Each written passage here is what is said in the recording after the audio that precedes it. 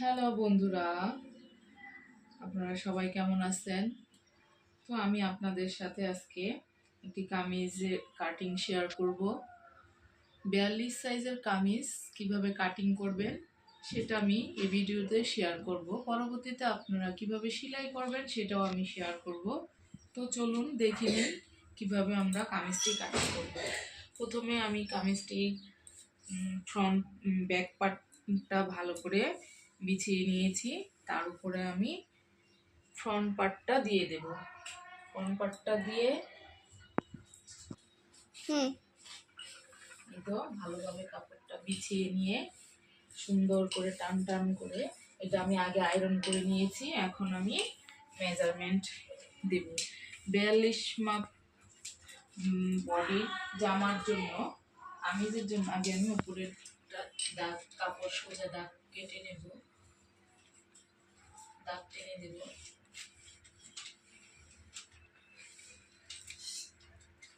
42 মাপের কামিজের জন্য এখানে আমি কাঁধের মাপটা নেব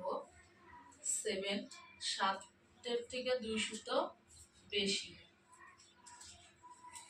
আর আর্ম হোল্ড বা বগলের মাপটি নেব 6 থেকে। যারা বেশি ফিটিং করতে চান তারা নেবেন 6, আর যারা একটু মিডিয়াম করতে চান তারা হচ্ছে 6.2, 6 থেকে 2 সুতো বেশি। আর যারা বেশি লুজ করতে চান তারা 6.5 নিয়ে নেবেন। আবার সেম ভাবে আমি এখান থেকে 7.2 সমান দাগ দিয়ে নেব। তারপর আমি এখানে সমান করে দাগ দিয়ে নেব।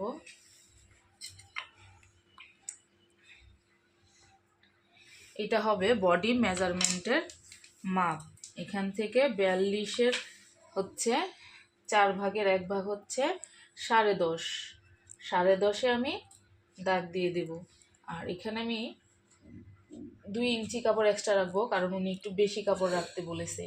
এর জন্য বগল শেপ পিছনের জন্য দেব 1.5 ইঞ্চি, আর সামনের পার্টের জন্য 1.25 ইঞ্চি।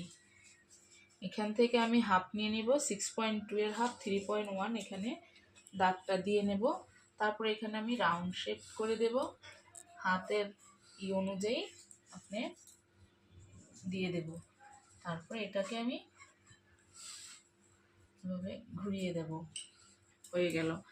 আর আমাকে যিনি জামাটা বানিয়ে দিয়েছেন উনি হচ্ছে এই কোমরের শেপটা যে এটা একটু লং দেন, মানে শর্ট করতে পছন্দ করেন না। এর জন্য এখানে আমি বগল থেকে নিচের দিকে 16-তে নিচে কোমরের মাপটা রাখবো।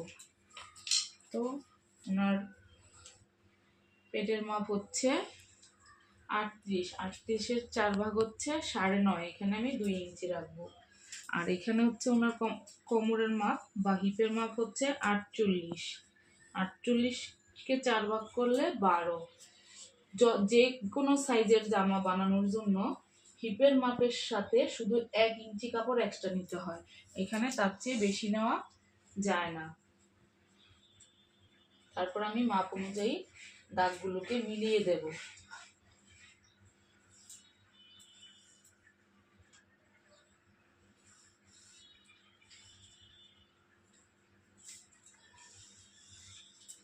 মাপ অনুযায়ী দাগগুলোকে মিলিয়ে দেব।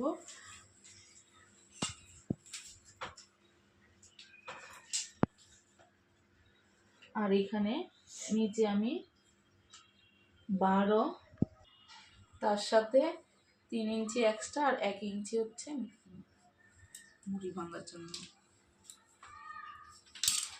তারপরে আমি এই দাগটা মিলিয়ে দেব।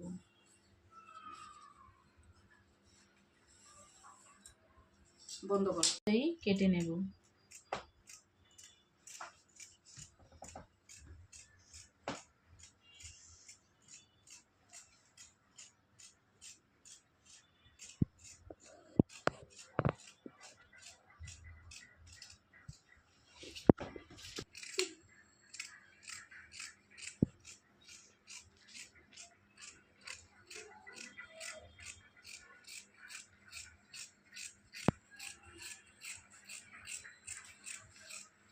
দাগ অনুযায়ী কেটে নেব।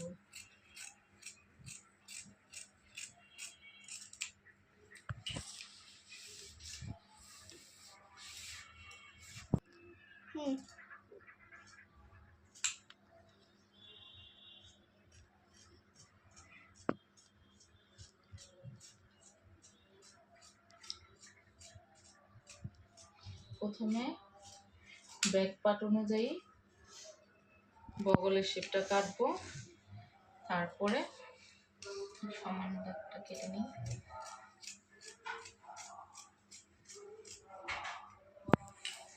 তারপরে ব্যাক পার্টটা সরিয়ে দিয়ে আর শেপ কাটটা কেটে নেব।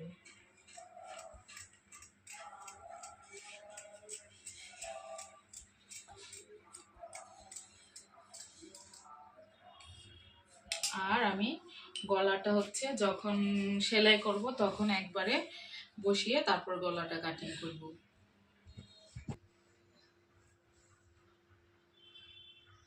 হাতার লম্বাটা যা আছে আমি তাই নিয়ে নেব।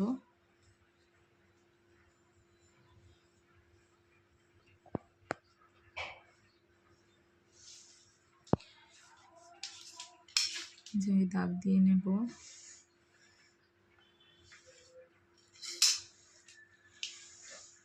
এখান থেকে আমি 2.5 ইঞ্চি ডাউন করে দেব।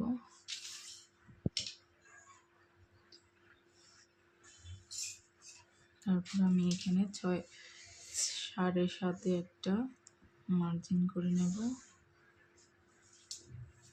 তারপরে এখানে দেব। আপনাদের সুবিধার্থে আমি মেজারমেন্টগুলো দেখিয়ে দিচ্ছি।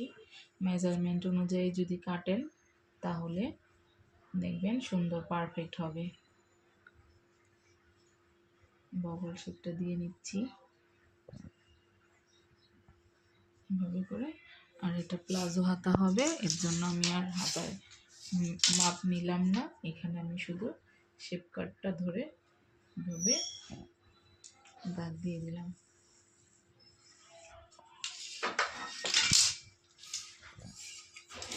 এখন কাটিং করে নেব।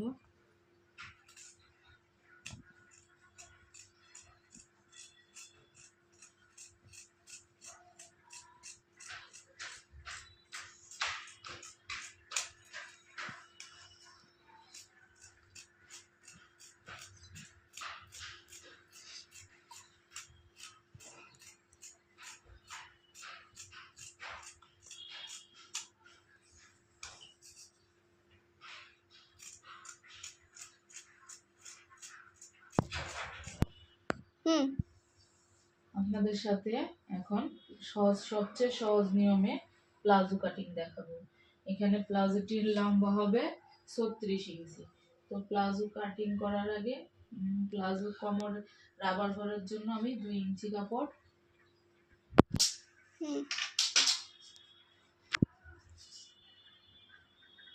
2 ইঞ্চি কাপড় এক্সট্রা নিয়ে আমি এখানে দাগ টেনে নেব।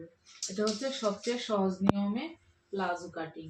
তো আমি এখানে কোমরের মাপটি, যেহেতু আমি একটু হেলদি মানুষের জন্য প্লাজোটি কাটিং করব, তো এখানে আমি 14তে এটা হচ্ছে কোমরের মাপের জন্য নিয়ে নেব। আর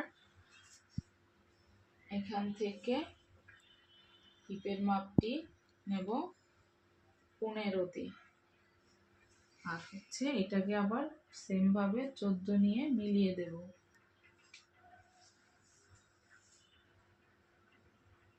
মাপটি নেব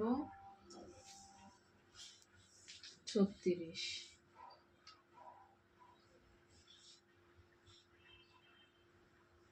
তার সাথে 2 ইঞ্চি কাপড় এক্সট্রা নিব 38 মুড়ি ভাঙার জন্য।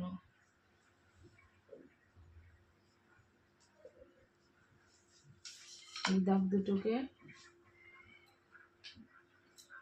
সমান করে টেনে দেব।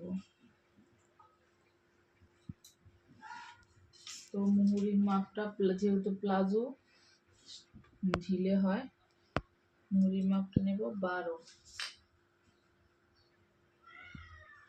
তার সাথে 1 ইঞ্চি সেলাই মার্জিন এর জন্য নেব।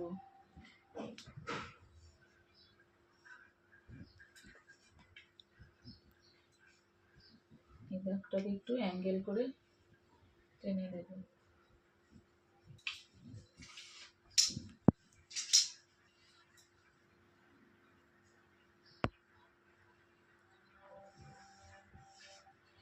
মিলিয়ে দেব।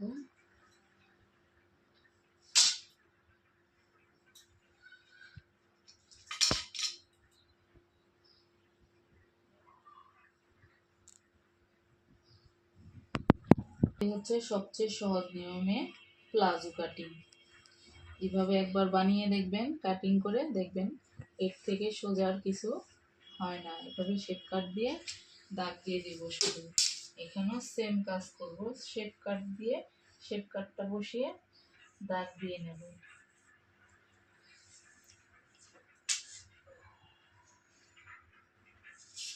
এখন শুধু কাটিং করে নেব।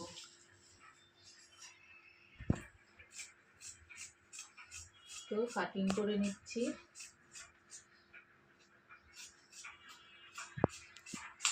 পরবর্তীতে সেলাইয়ের ভিডিওটা দেব, সবাই একটু দেখবেন প্লিজ, এবং আমার চ্যানেলটাকে একটু সাবস্ক্রাইব করে দিবেন। আর কোনো ভুল হয়ে থাকলে সবাই একটু ভালো দিকটাই দেখবেন, পজিটিভ দিকটা সবাই দেখার চেষ্টা করবেন, নেগেটিভ দিকটা ইগনোর করবেন। সবার কাছে অনুরোধ রইল।